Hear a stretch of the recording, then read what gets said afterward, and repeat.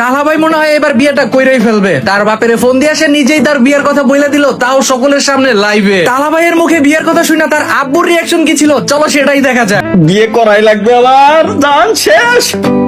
Energy আছে আজকে, আমার ফুল এনার্জি। আজকে আজকে কইই ছাড়বো। ভালো আছেন আব্বু?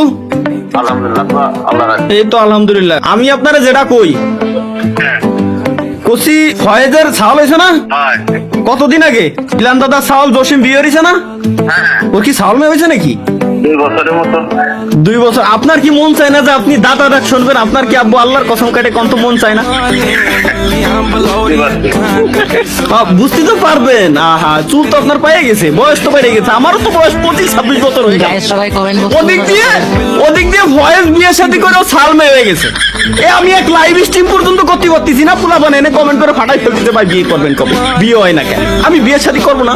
আচ্ছা ঠিক আছে, মেয়ে তো দেখি এভাবে কোয়েন না, লাইভ স্ট্রিমে রয়েছি, কোয়েন না।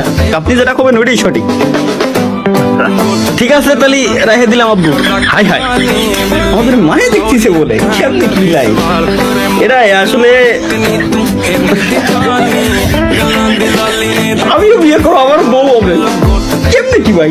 মেরে সাপনো কিরানি কা বায়েগি তু, আসলে আমার বউ হবে কেমনে, কেমনে সম্ভব ভাই? কেমনে? যাক, আব্বু থেকে আসলে কনফার্মেশন নিয়ে নিছি, আর কোনো টেনশন নাই। মানে খুব শীঘ্রই আশা করি মনে হয় হয়ে গেলেও যাইতে পারে। আমি বিয়ে সাথে করলে আমি ইউটিউবিং ছেড়ে দেবো ভাই, আমি আর খেলবো না।